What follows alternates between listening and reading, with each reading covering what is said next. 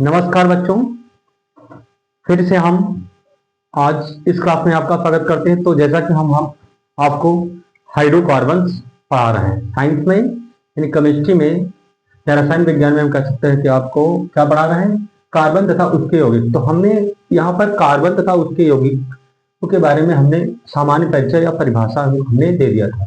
तो आज हम आपको जो पहले थे इनके हाइड्रोकार्बन के बारे में जो हम थोड़ा सा रिवीजन करा दें, क्योंकि जो हमने बताया था हाइड्रोकार्बन के बारे में थोड़ा सा, तो यहाँ पर हमने हाइड्रोकार्बन के जो वर्गीकरण किया था हाइड्रोकार्बन का, तो वो क्या था, हमने बताया था एलिफेटिक हाइड्रोकार्बन तथा एरोमेटिक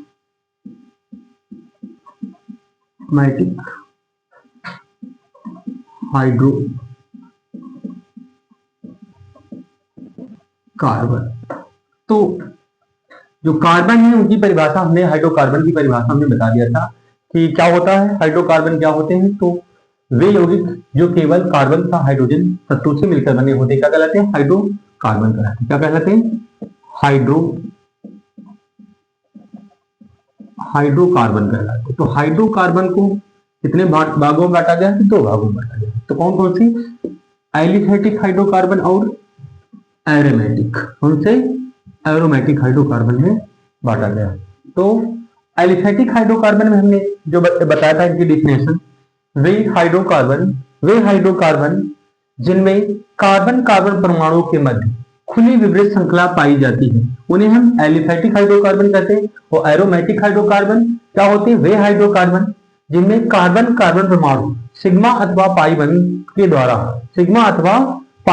द्वारा बंद विपरीत श्रृंखला में विन्यासित होते हैं। तो हमने यहाँ पर डिफिनेशन बता दिया था। हालांकि हमारे जो क्लास 10th में जो यूपी बोर्ड है वहां पर एरोमेटिक कंपाउंड के बारे में विस्तृत जानकारी नहीं, या फिर ये विस्तृत रूप इसका नहीं, केवल एरोमेटिक की परिभाषा दी गई है।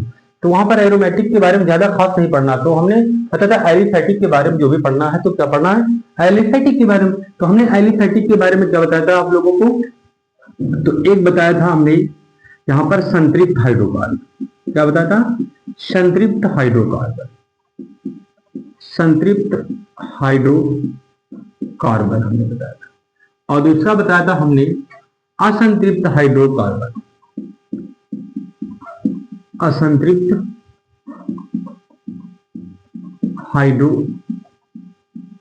हमने बता दिया था। तो यहां पर हमने संतृप्त हाइड्रोकार्बन के बारे में क्या बताया था, वे हमने यहां पर डिफाइन किया था, वे एलिफेटिक हाइड्रोकार्बन जिनमें कार्बन कार्बन परमाणुओं के मध्य एकल बंध उपस्थित होता है तथा कार्बन की चारों संयोजकताएं एकल बंध द्वारा संतुष्ट होती है। और इन्हें 2 भागों में बांटा गया था। इन्हें कितने भागों में, इन्हें पुनः 2 भागों में बांटा गया था, ए बी। एक को हम कहते थे एल्केन। क्या कहते थे, एल्केन। एल्केन जो हाइड्रोकार्बन होता है वो अचक्रीय यौगिक होता है। क्या होता है, अचक्रीय यौगिक होता है, अचक्रीय यौगिक होता है। क्या होता है, अचक्रीय यौगिक। आपका साइक्लोएल्केन सेकंड क्या है, संतृप्त हाइड्रोकार्बन में क्या होता है, सेकंड में साइक्लोएल्केन क्या है, साइक्लोएल्केन क्या है, साइक्लोएल्केन, यानी ये कहते हैं चक्रीय यौगिक। क्या होता, इन्हें कहते हैं चक्रीय यौगिक। तो चक्रीय यौगिक, तो हमने बता दिया संतृप्त हाइड्रोकार्बन और असंतृप्त हाइड्रोकार्बन। संतृप्त हाइड्रोकार्बन में क्या है, एल्केन और साइक्लोएल्केन। एल्केन को क्या कहा जाता है, अचक्रीय यौगिक, और साइक्लोएल्केन को चक्रीय यौगिक। हाँ, तो इनका जो सामान्य सूत्र होता है हमने यहाँ पर बता दिया था, जो इनका सामान्य सूत्र होता है, सामान्य सूत्र जो होता है वो होता है CnH2n+2 होता है, जो वेरी इंपॉर्टेंट है। यहाँ पर ऑब्जेक्टिव में ये पूछ लिया जाता है। तो यहाँ पर एल्केन की भी परिभाषा पूछ ली जाती है कि एल्केन क्या होते हैं। तो एल्केन की परिभाषा हमने बता दिया था कि वे एलिफेटिक संतृप्त हाइड्रोकार्बन जिनमें कार्बन कार्बन परमाणुओं के मध्य केवल एकल बंध उपस्थित होता है। क्या होता है? केवल एकल बंध उपस्थित होता है। और इनका जो अनुलग्न होता है वो क्या होता है? एन होता है। क्या होता है? एन होता है। तो इस तरीके से हमने यहां पर संतृप्त हाइड्रोकार्बन को हमने डिफाइन कर दिया था असंतृप्त हाइड्रोकार्बन। तो असंतृप्त हाइड्रोकार्बन के हमने जो बताया था इनका क्लासिफिकेशन, जो पहली बात तो असंतृप्त हाइड्रोकार्बन क्या होते हैं हमने बताया था, वे एलिफेटिक हाइड्रोकार्बन। वे एलिफेटिक हाइड्रोकार्बन जिनमें कार्बन कार्बन परमाणु के मध्य द्विबंध या त्रिबंध उपस्थित होता है तथा कार्बन की चारों संयोजकताएं एक एकल बंध द्वारा संतुष्ट नहीं होती, उन्हें हम क्या कहते हैं? असंतृप्त हाइड्रोकार्बन। और असंतृप्त हाइड्रोकार्बन को फिर से दो भागों में डिवाइड किया गया था, ए और बी, जिनमें से एक को कहा गया था क्या कहा गया था? एल्कीन। क्या कहा गया था? एल्कीन। और दूसरे क्या कहा गया था? एल्काइन। क्या कहा गया था? एल्काइन।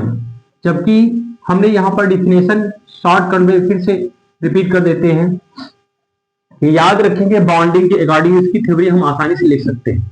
तो यहाँ पर थ्योरी बताएंगे एल्कीन की, तो कैसे बताएंगे? वे एलिफेटिक असंतृप्त हाइड्रोकार्बन, वे एलिफेटिक असंतृप्त हाइड्रोकार्बन जिनमें कार्बन कार्बन परमाणुओं के मध्य द्विबंध उपस्थित होता है, क्या कहलाते हैं? एल्कीन। और इनका सामान्य सूत्र जो होता है, इनका जो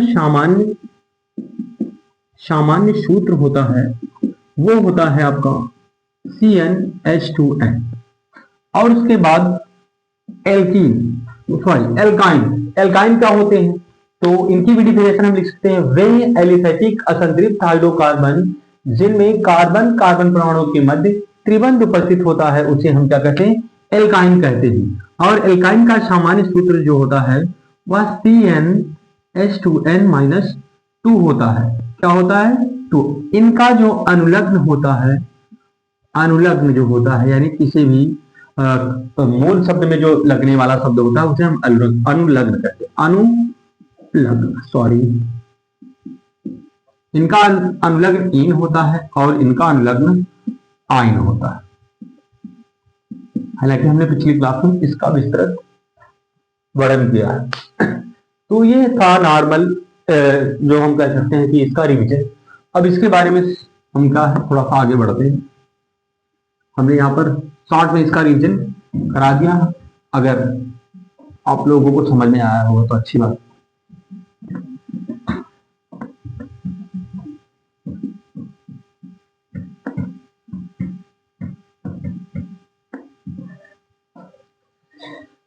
हाँ, तो एक बार से हम थोड़ा सा इनके सूत्रों को याद करने का प्रयास करते हैं। Alkane, alkene, alkyne. हम चाहते हैं कि आपके जो ये सूत्र हैं ये यहीं पर रख जाए, ज्यादा अच्छा रहेगा, क्योंकि यहाँ से आपको क्वेश्चन बनता है बहुकल्पे में और भी बहुत सारी चीजें बनती है। यहाँ पर इनका सूत्र हम जैसे लिखेंगे, यहाँ पर CnH2n+2 होता है। अब हम हाइड्रोजन परमाणुओं की संख्या को घटाते चले जाएंगे, 2 करके माइनस। तो यहाँ पर 2 माइनस करेंगे तो 2, अगर यहाँ पर 2 माइनस करेंगे तो घट जाएगा, तो यहाँ पर बचेगा क्या? CnH2n। फिर इसमें से हाइड्रोजन वाले परमाणु में से 2 घटाएंगे, यहाँ पर क्या है? CnH2n-2। तो हम यहाँ पर देख सकते हैं कि एल्केन का सूत्र जो होता है वो CnH2n+2 होता है और इसका एल्कीन का CnH2n है। 2 माइनस करते चले जाएंगे तो क्रमशः एल्केन, एल्कीन, एल्काइन के सामान्य सूत्र मिल जाएंगे। ये क्या है? इनके सामान्य सूत्र। अब हम आपको बताएंगे समावयवता। क्या बताएंगे? समावयवता।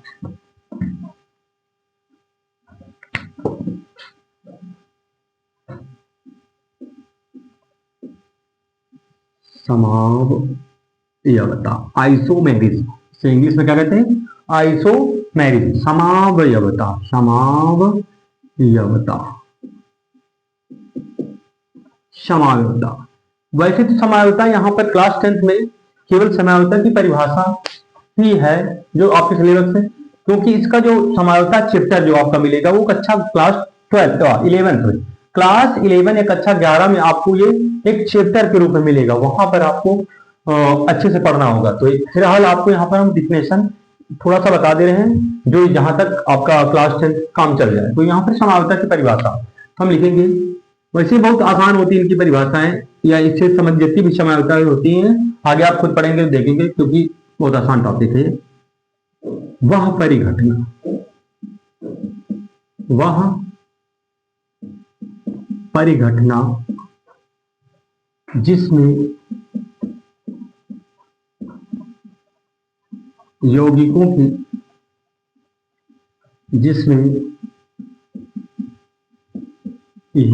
की अणुसूत्र तो समान होते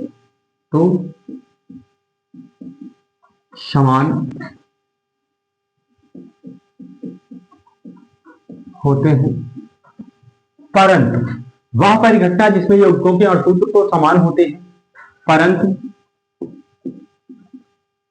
परंतु भौतिक व रासायनिक गुण भिन्न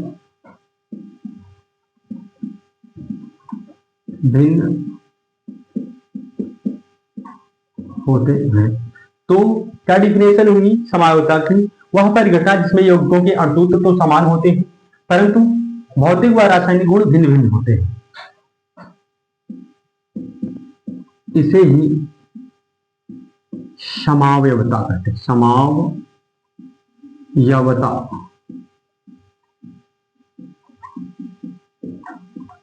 कहते हैं। समावयवता दर्शाने वाले प्रत्येक सदस्य एक दूसरे के समावयवी होते हैं। तो यहां पर हम बता देंगे, जो भी तत्व समावयवता दर्शाते हैं वो क्या होते हैं? एक दूसरे के समावयवी होते हैं। क्या होते हैं? समावयवी। समावयवता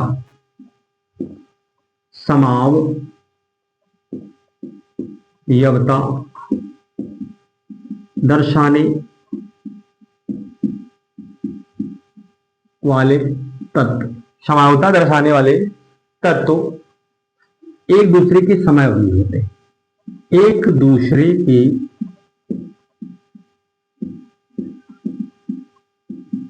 समावयवी होते।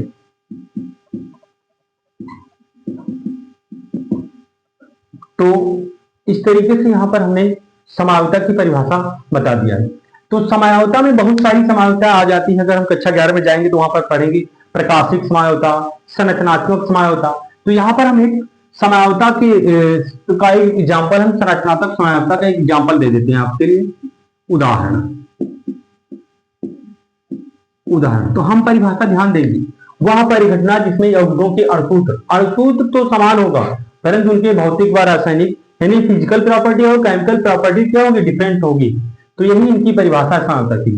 कोई भी समावयवता हो तो वहां पर अणुसूत्र तो समान होंगे। उनकी जो भी यौगिक समावयवता दर्शाते हैं उनकी ये अणुसूत्र समान होते हैं। डिफरेंस क्या होता है? अंतर क्या होता है? भौतिक व रासायनिक गुणों में अंतर होता है। तो उदाहरण के लिए हम लेते हैं ब्यूटेन। क्या लेते हैं? ब्यूटेन।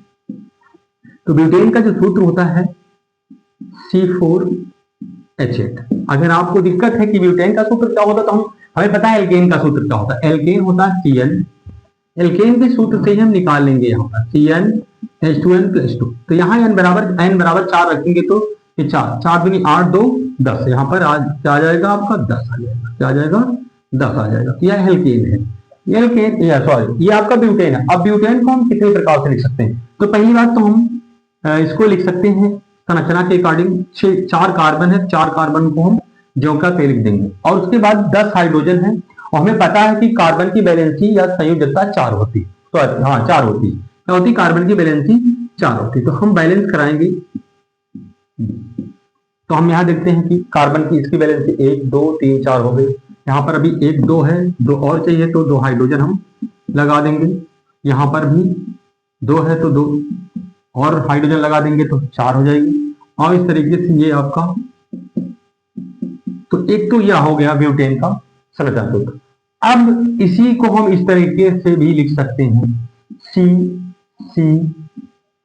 इस तरीके से लिख सकते हैं। तो अब यहां पर हम केवल क्या करेंगे, ये देख रहे हैं कि ब्यूटेन का ही सूत्र है, लेकिन हम इसको 2 तरीके से लिख रहे हैं। तो अब ये क्या होगा? इसकी संरचना बदल जाएगी। तो यहाँ पर कौन सा समावयवता आ जाएगी? संरचनात्मक समावयवता। और यहाँ पर कितने समावयवी हो गए ब्यूटेन के? 2 समावयवी। कौन से? 2। तो हम यहां पर लिखेंगे, वही पहले तो बैलेंस कराएंगे हाइड्रोजन।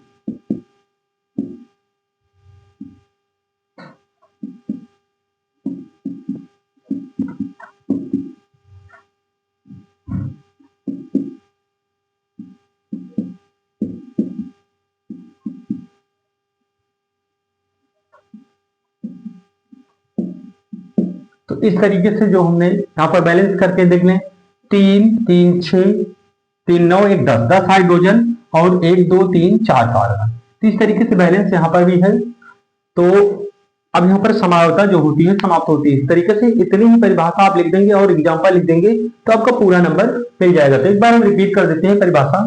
तो वह परिघटना जिसमें यौगिकों के अणुसूत्र तो समान होते हैं परंतु उनके भौतिक व रासायनिक गुण क्या होते हैं? भिन्न भिन्न होते हैं। तो यह घटना क्या कहलाती है? समयावता कहलाती है। और समयावता दर्शाने वाला प्रत्येक सदस्य, समयावता दर्शाने वाले प्रत्येक सदस्य एक दूसरे के समावी होते हैं। तो इस तरीके से समयावता की परिभाषा खत्म हो जाती है। तो आसानी से वैसे याद कर सकते, कोई दिक्कत नहीं। कोई भी समयावता होगी तो यहाँ पर याद रखना है कि उनकी अणुसूत्र समान होंगे। जो भी यौगिक समयावता दर्शाते हैं, आइसोमेरिक दर्शाते हैं, उनके क्या होते हैं? हाँ, जो इनका अणुसूत्र क्या होगा? समान। तो इस तरह के सब समयावता खत्म होता है। अगला है अब क्रियात्मक समूह। अगली परिभाषा क्या है? क्रियात्मक समूह। तो क्रियात्मक समूह अब पढ़ेंगे। पहले से इसको हटा दें, इरेज कर दें।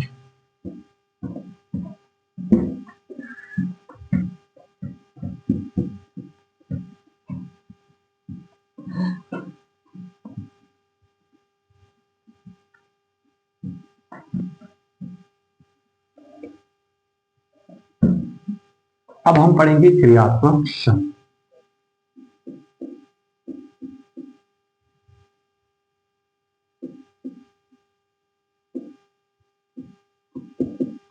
क्रियात्मक समूह। तो क्रियात्मक समूह very very important, very very most important, very very most important ये रहेगा क्रियात्मक समूह। क्योंकि यहाँ पर क्रियात्मक समूह है, जैसे सजातीय श्रेणी है, इन पर क्या आ जाती है? संक्षिप्त टिप्पणी लिखने के लिए आ जाती है। तो यहाँ पर हम ध्यान देंगे इस परिभाषा क्रियात्मक समूह। तो लिखेंगे इसकी परिभाषा, वे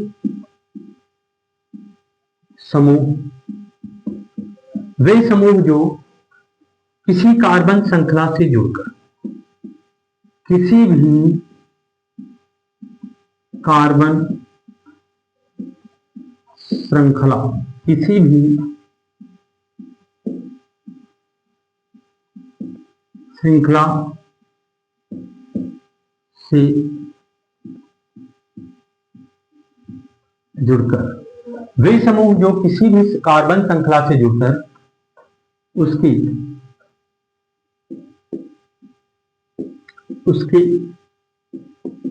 भौतिक व रासायनिक गुणों का निर्धारण करते हैं। रासायनिक गुणों का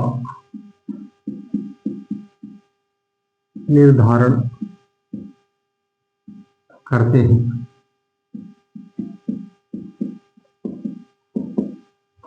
क्या कहलाते हैं? क्रियात्मक समूह कहलाते हैं। तो वे समूह जो किसी भी कार्बन श्रृंखला से जुड़कर उसके भौतिक व रासायनिक गुणों का निर्धारण करते हैं, क्रियात्मक समूह कहलाते हैं। क्या कहलाते हैं? क्रियात्मक समूह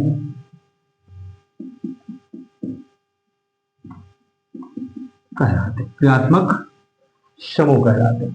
अब क्रियात्मक समूह का एग्जाम्पल देंगे, तो ध्यान देना। तो क्या है? वे समूह जो किसी कार्बन श्रृंखला से जुड़कर उसके रासायनिक गुणों का, उसके भौतिक व रासायनिक गुणों का निर्धारण करते हैं, क्या कहलाते हैं? क्रियात्मक समूह कहलाते हैं। क्या कहलाते हैं? क्रियात्मक समूह कहलाते हैं। तो ये तरीके से डिफिनेशन होगी, लेकिन उदाहरण के लिए। तो उदाहरण के लिए हम लेते हैं, जैसे R-OH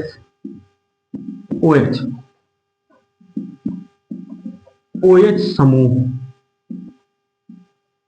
समूह इसकी भौतिक व रासायनिक गुणों का निर्धारण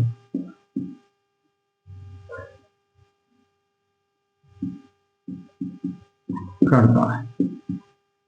तो यहां पर हमने देखा, यहां पर क्या है आपका, कोई भी एल्किल हो सकता है, जैसे मीथेन, एथेन, प्रोपेन, ब्यूटेन, कुछ भी हो सकता है। लेकिन ये जो आपका OH लगा, यही वो क्रियात्मक समूह है जिससे ये क्या बता देगा कि ये क्या है, यानी इसके विषय में ये बता देगा, जानकारी दे देगा कि ये एल्कोहल है या एल्डिहाइड है या कीटोन है या एसिडिक है। जो भी ग्रुप यहाँ पर लग जाएगा, जो भी समूह लग जाएगा, वह एल्किल के बारे में बता देगा या इस यौगिक के बारे में बता देगा कि इसकी रासायनिक या भौतिक प्रॉपर्टी क्या है।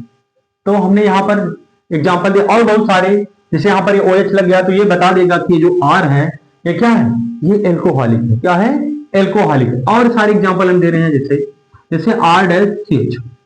अब R-CHO में क्या है, ये जो CHO है यही क्या है, क्रियात्मक समूह है। क्योंकि जैसे ही CHO जुड़ा वैसे ही ये बता देगा ये जो आपका पूरा कंपाउंड है या यौगिक है वह एक एल्डिहाइडिक है या एल्डिहाइड है। क्या है, एल्डिहाइड है, एल्डिहाइड है। और एग्जांपल दे रहे जैसे R-COOH। R-COOH में आपका जो ये है आपका COOH, ये COOH है, यही है आपका क्रियात्मक समूह, जिससे ये बता रहा है कि जो पूरा यौगिक है वो आपका एसिडिक है, अर्थात ये क्या है, एसिड है या अम्ल है। तो इस तरीके से हमने आपको वेरीफाई भी करा दिया कि क्रियात्मक समूह होते क्या है। तो वे समूह जो किसी भी कार्बन श्रृंखला से जुड़कर उसके भौतिक व रासायनिक गुणों का निर्धारण करते हैं, क्या कहलाते हैं, क्रियात्मक समूह कहलाते हैं। तो जैसे R-OH में OH समूह इसके भौतिक व रासायनिक गुणों का निर्धारण करता है। तो इस तरीके से इसको भी हम हटाते हैं।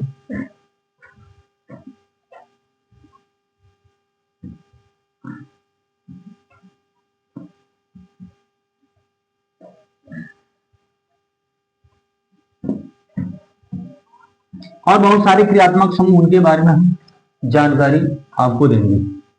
तो अन्य क्रियात्मक समूह,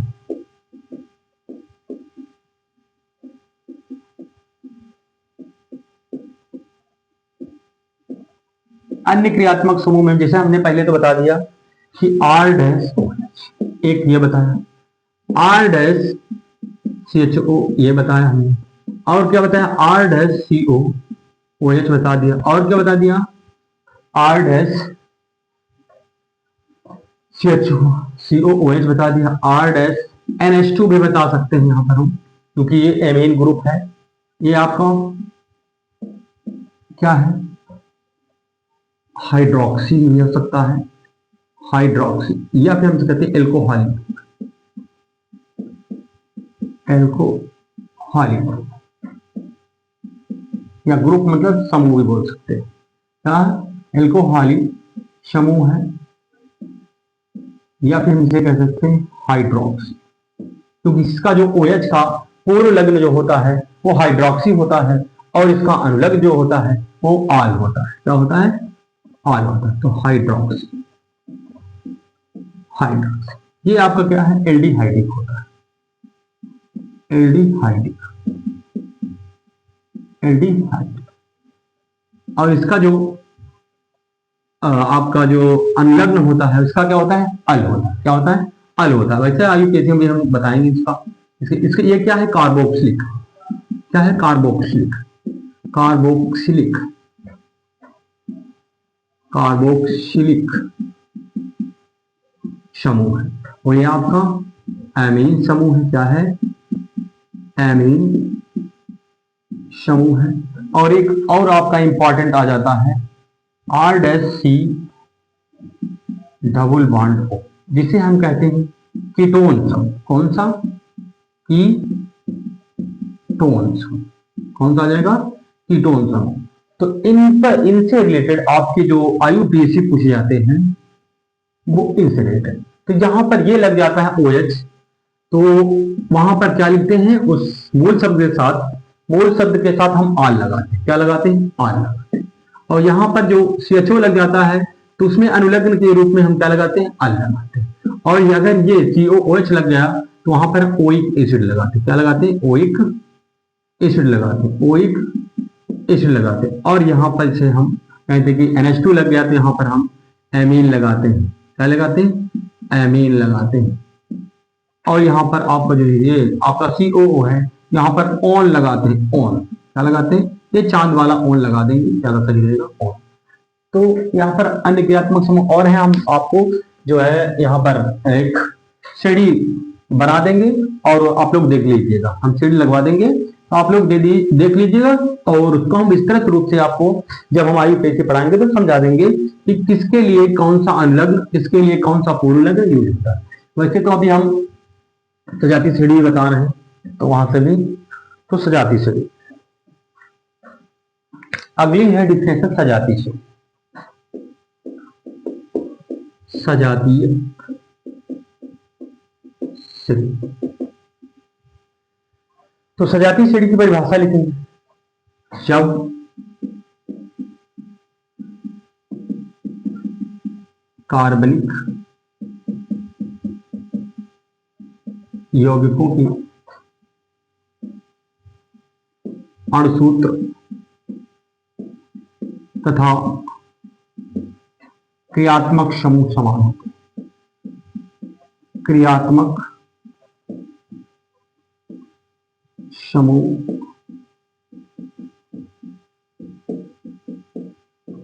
समान होते हैं। जब कार्बनिक यौगिकों के अणुसूत्र तथा क्रियात्मक समूह समान होते हैं तथा उन्हें अणुभार 14 या फिर हम ये भी लिख सकते हैं C8, अणुभार 14 के अंतर में बढ़ते या घटते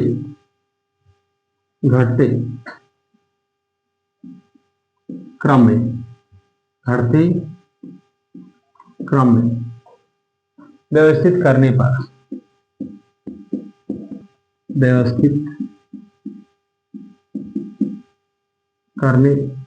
पर जो श्रेणी प्राप्त होती है उसे ही सजाती श्रेणी कहते हैं, उसे ही सजातीय श्रेणी कहते हैं। और सजातीय श्रेणी के सदस्य एक दूसरे के सजात होते, तो कोई दिक्कत नहीं वैसे थ्योरी में। तो यहाँ पर ध्यान देना होगा, यहाँ से आपसे जो बहुकल्पी, एक बहुकल्पी हर बार एक बोर्ड एग्जाम में आपका आ जाता है, यहाँ से यानी सजाती श्रेणी वहां पर दे देगा 4 ऑप्शन और पूछ लेगा निम्नलिखित में से कौन से यौगिक सजाती श्रेणी दर्शाते हैं। तो हमें याद रखना होगा, इस पॉइंट को याद रखना होगा कि अणुसूत्र तथा क्रियात्मक समूह समान होने चाहिए। अणुसूत्र तथा क्रियात्मक समूह समान, अर्थात अगर आपका अणुसूत्र एल्केन का है तो एल्केन ही होना चाहिए।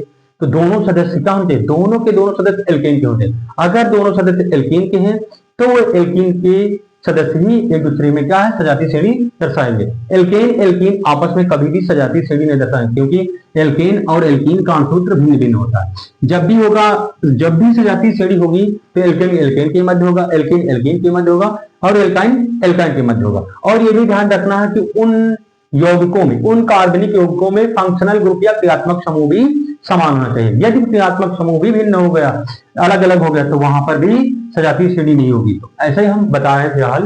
तो जब कार्बनिक यौगिकों के अणुसूत्र तथा क्रियात्मक समूह समान होते हैं तथा उन्हें अणुभार 14 के अंतर में बढ़ते या घटते क्रम में व्यवस्थित करने पर जो श्रेणी प्राप्त होती है उसे ही सजातीय श्रेणी कहते हैं। और सजातीय श्रेणी के सदस्य, सजातीय श्रेणी के प्रत्येक सदस्य के प्रत्येक सदस्य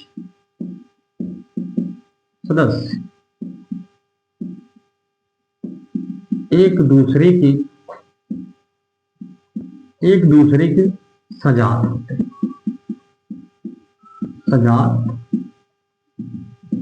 होते हैं, तो इस तरीके से सजाती श्रेणी की। अब हम एग्जाम्पल देते हैं यहां पर उदाहरण।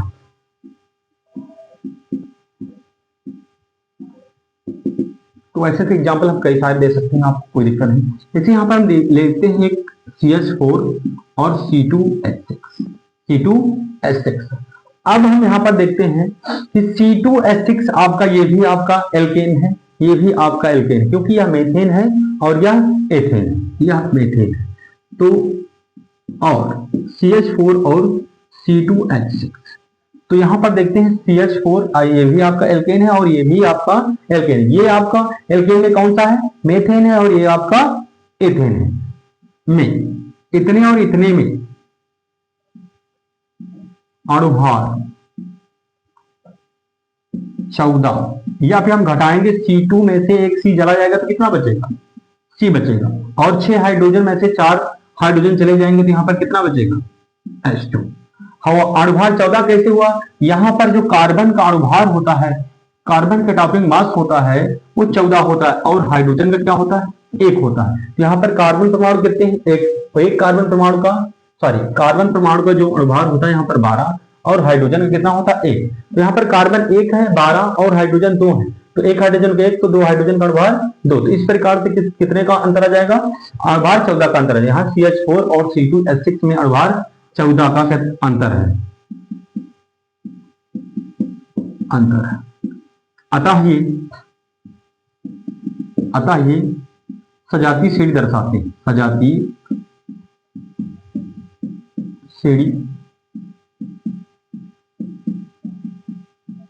हैं, और इसी तरीके से हम जैसे ले लेते हैं, हाँ, जैसे हम ले लें CH3OH और C2H5OH।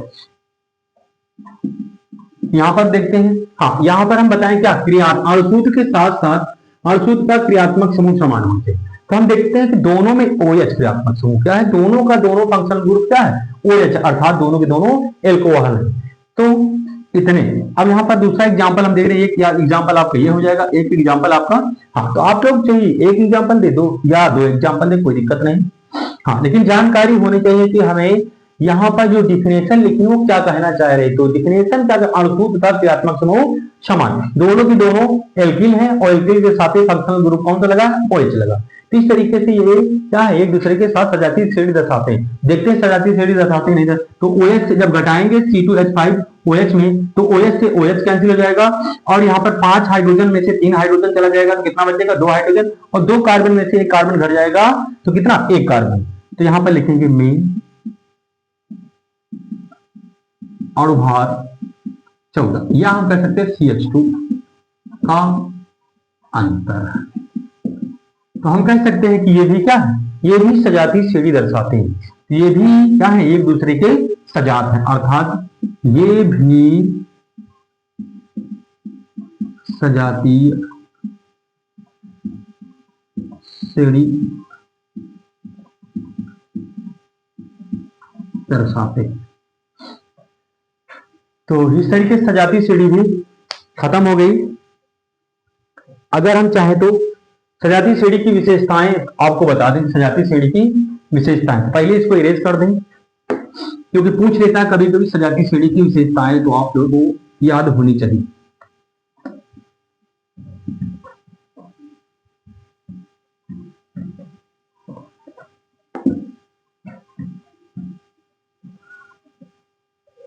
सजातीय श्रेणी की विशेषताएं, सजातीय श्रेणी की विशेषताएं। तो सजातीय श्रेणी की विशेषताएं नंबर 1, सजातीय श्रेणी के प्रत्येक सदस्यों के बीच अणुभार 14 का अंतर। पहली बात तो डिफिनेशन वाला पॉइंट हम यहाँ पर उठा लिख देंगे। तो क्या लिखेंगे? सजातीय सीढ़ी के प्रत्येक सदस्यों के बीच, प्रत्येक सदस्यों के बीच अणुभार 14 या CH2 का अंतर होता है।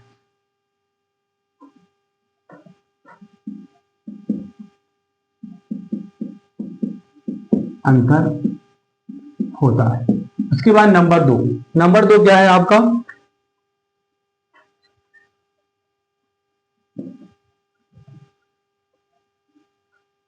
आप लिखेंगे नंबर 2, सजातीय सीढ़ी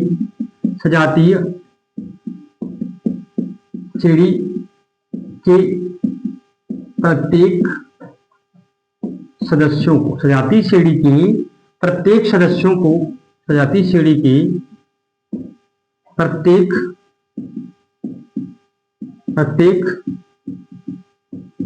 सदस्यों को एक सामान्य सूत्र द्वारा प्रदर्शित किया जा सकता है। एक सामान्य सूत्र द्वारा प्रदर्शित किया जा सकता है। एक सामान्य सूत्र द्वारा प्रदर्शित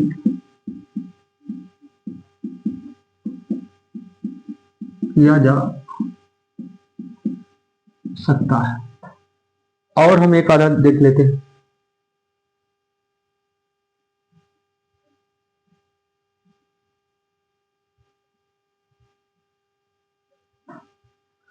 हाँ, नंबर 3, सजातीय सीढ़ी के सदस्यों को, सजातीय सीढ़ी के सदस्यों को एक से अधिक प्रकार की, सजातीय श्रेणी के सदस्यों को एक से अधिक प्रकार की सामान्य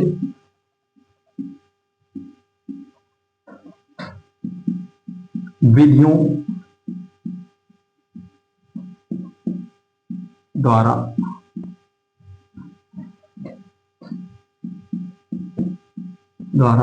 लिख सकते हैं। तो इतने आपके क्या हो जाएंगे? सजातीय सीढ़ी की विशेषताएं। तो यहाँ पर कोई दिक्कत नहीं। सजातीय सीढ़ी की एक बार फिर से देख लेते हैं। सजातीय सीढ़ी की विशेषताएं, तो यहाँ पर देखिए, सजातीय सीढ़ी के प्रत्येक सदस्यों के बीच अणुभार 14 का अंतर पाया जाता है। जैसा कि वो परिभाषा ही है कि सजातीय सीढ़ी के प्रत्येक सदस्यों के बीच अणुभार 14 का अंतर होता है। और सजातीय सीढ़ी के प्रत्येक सदस्यों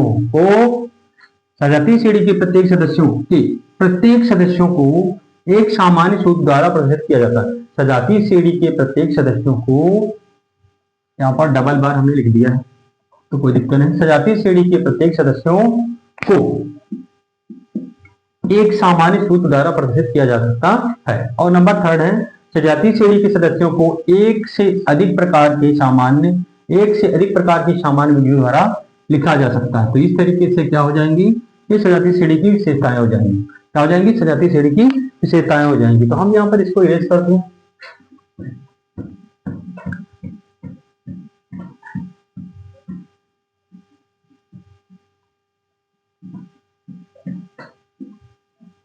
अब हम एक प्रश्न आपको सजातीय श्रेणी पर दे रहे हैं। प्रश्न यहाँ पर एक दे रहे हैं आप लोगों को, आप लोग कर बताइएगा, कमेंट करिएगा। तो यहाँ पर प्रश्न नंबर 1 क्या है? निम्नलिखित में से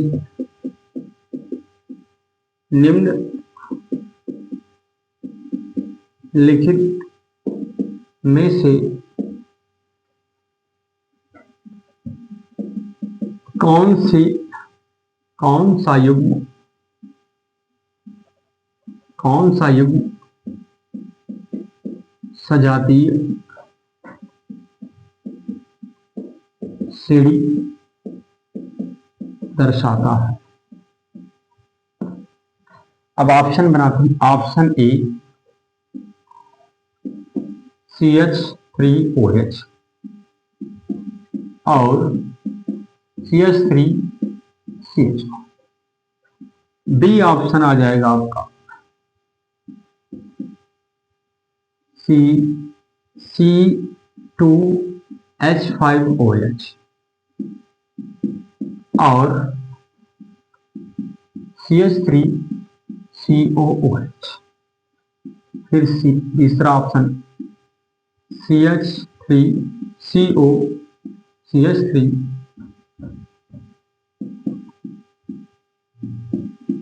और C2H5OH और लास्ट ऑप्शन आपका डी है, उसमें से आपका ये आ जाएगा HCOOH और CH3COOH। तो इस तरीके से आपका ये प्रश्न है कि निम्नलिखित में से कौन संयुग्म सजातीय श्रेणी दर्शाता है, और 4 ऑप्शन आपके दे हैं। आप लोग इसका आंसर करिएगा और कमेंट करके इसका आंसर दीजिएगा। तो अब हम थोड़ा सा इस क्वेश्चन को हटाते हैं और जो अगला टॉपिक इसमें इसी चैप्टर में जो होगा वो कार्बनिक यौगिकों का नाम निर्धारण। कार्बनिक यौगिकों का नाम निर्धारण, तो ये वेरी इंपॉर्टेंट है जो अब बताएं आपको जा रहे हैं। क्या है कार्बनिक यौगिकों का निर्धारण? यहां से आपके 5 अंक तक पूछे जाने की संभावना होती है। क्या है? कम से कम 5 अंक। वैसे तो क्रियात्मक समूह से लेकर सजातीय श्रेणी तक यहाँ पर कम से कम 8 से 10 तक नंबर तक प्रश्न पूछे जा सकते हैं। तो इसलिए यहाँ पर ये जो हाइड्रोकार्बन हमने चैप्टर उठाया है, ये समझ लीजिए कि जो आपकी जो केमिस्ट्री की धुरी, तो इसको हम बहुत अच्छे से पढ़ेंगे, ठीक है ना। तो हम अब बताते हैं यहाँ पर कार्बनिक यौगिकों के निर्धारण का एक हम स्ट्रक्चर बना देते हैं, वही पर पूरा आधारित। तो कार्बनिक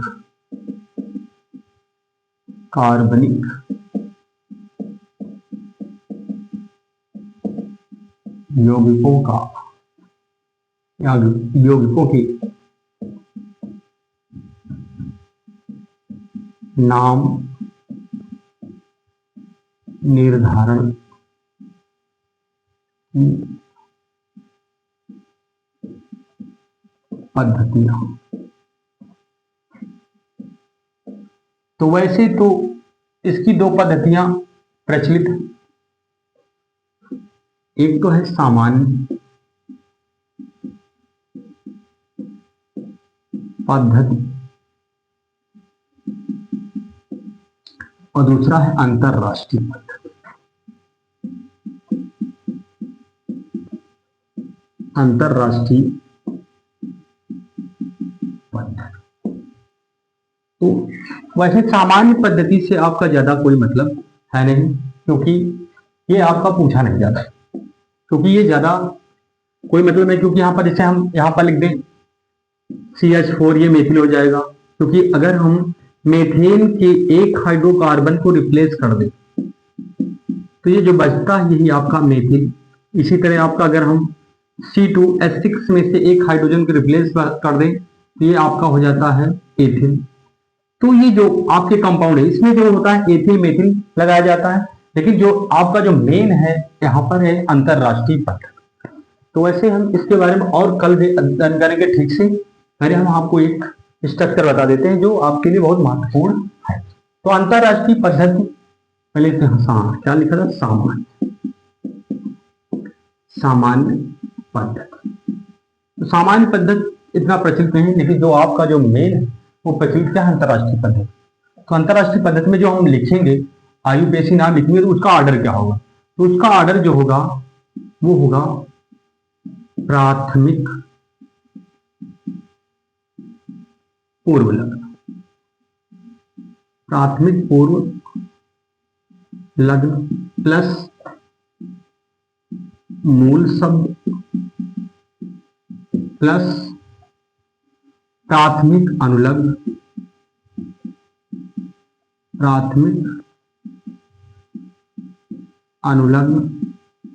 प्लस द्वितीयक अनुलग्न। तो यहां पर हमें समझना है कि किसको हम प्राथमिक अनुलग्न कहेंगे और किसको द्वितीयक अनुलग्न कहेंगे। तो प्राथमिक अनुलग्न में जो आपके आ जाएंगे वो किस प्रकार के कंपाउंड अगर लगे हैं? किसी भी हाइड्रोकार्बन या कार्बनिक यौगिक में ये लगे। कौन से? जैसे हम मान एक है क्लोरीन ब्रोमीन, आयोडीन, फ्लोरीन, और हम एक और लेते हैं नाइट्रो। तो ये अगर किसी भी कार्बन श्रृंखला से जुड़े हैं तो सबसे पहले इनका नाम लिखा जाएगा।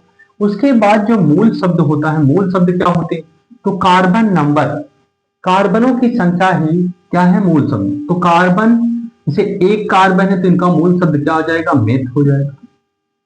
दो कार्बन है तो इनका मूल शब्द आ जाएगा, एथ आ जाएगा। उसके बाद तीन कार्बन है तो इनका मूल शब्द आ जाएगा, प्रोप आ जाएगा। इसी प्रकार अगर आपका कार्बन नंबर 4 है तो क्या आ जाएगा, ब्यूट आ जाएगा। अगर इसी प्रकार कार्बन नंबर 5 है, यानी 5 कार्बन है तो वहां पर पेंट आ जाएगा, आ जाएगा पेंट। अगर 6 कार्बन है तो हेक्स आ जाएगा, आ जाएगा हेक्स आ जाएगा। और 7 कार्बन है तो आपका ऑक्टा, हेप्ट आ जाएगा, क्या जाएगा, हेप्ट आ जाएगा।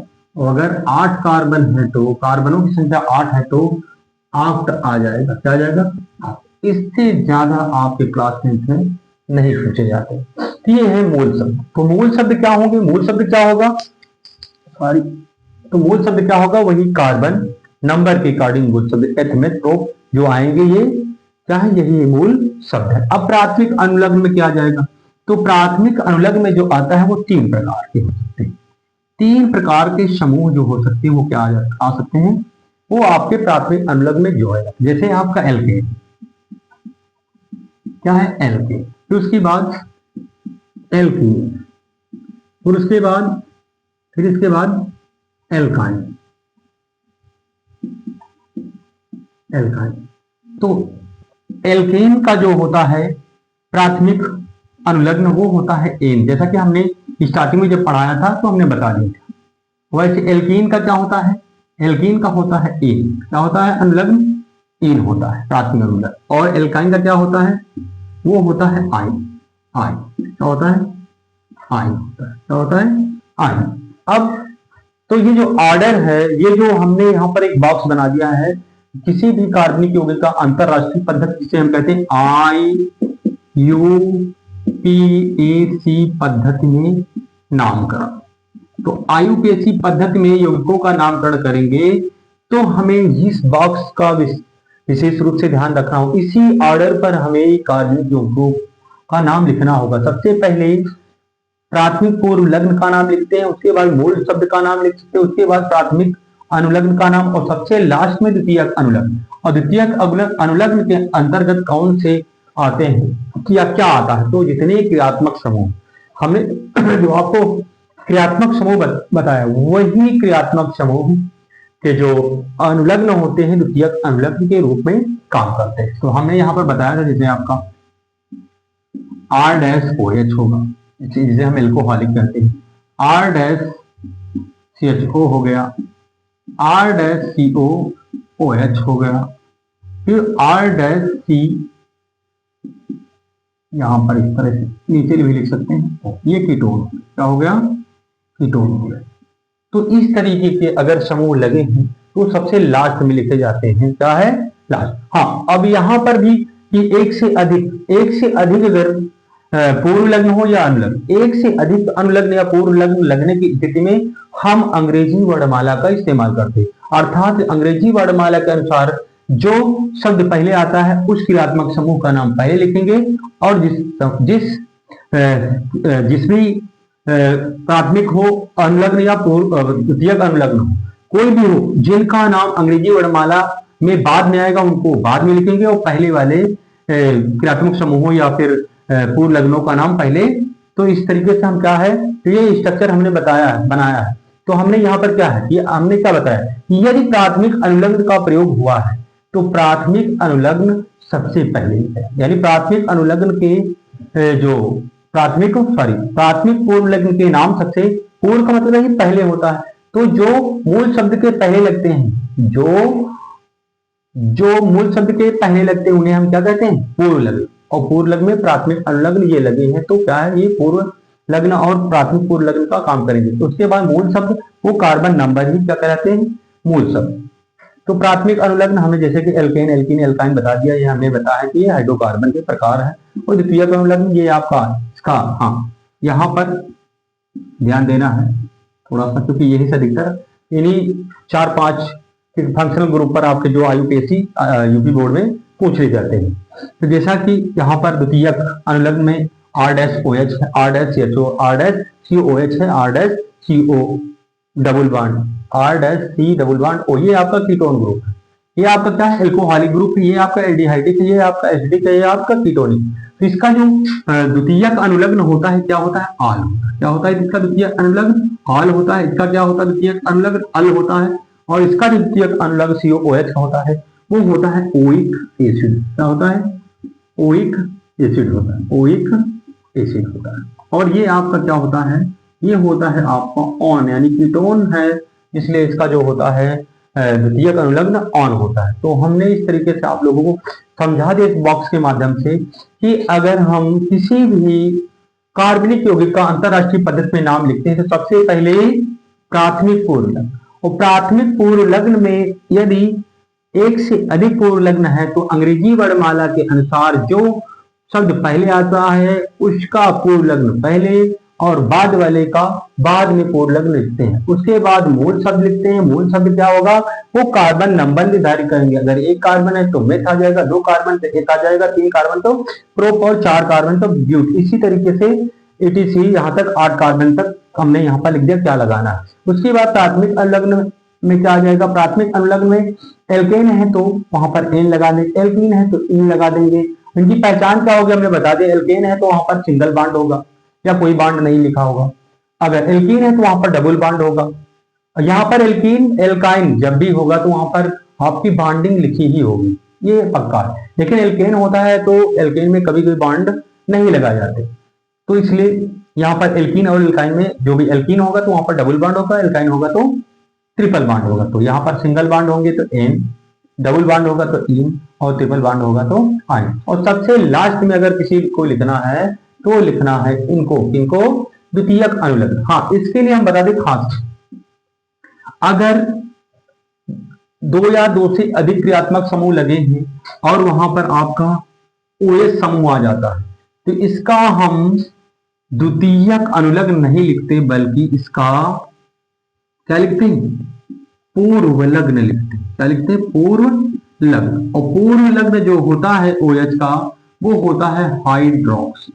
ये इंपॉर्टेंट है आपके बोर्ड एग्जाम की दृष्टि, हाइड्रोक्सी लिखते हैं। वैसे जब हम एग्जाम्पल करवाएंगे तो आपको बताएंगे कहां पर हाइड्रोक्सी क्यों लगाया गया है, इसलिए। तो हम यहाँ पर क्या बताएं, जब 2 या 2 से अधिक फंक्शनल ग्रुप या क्रियात्मक समूह लगेंगे और वहां पर आपका OH समूह लगा होगा तो वहां पर हम द्वितीयक अनुलग्न के स्थान पर केवल और केवल इसका पूर्व लग्न लिखते हैं और क्या लिखते हैं, हाइड्रोक्सी लगाते हैं। क्या लगाते हैं, हाइड्रोक्सी। तो आज हम यहीं पर इस क्लास को समाप्त करते हैं और कल हम इसके बारे में बहुत सारे एग्जाम्पल लेकर इसके बारे में अच्छे से बता देंगे और ये आपका प्रैक्टिस करवा देंगे, जिससे आपको यहाँ पर इनके नाम लिखने में कोई दिक्कत ना हो। तो यहीं पर हम समाप्त करते हैं। जय हिंद, जय भारत।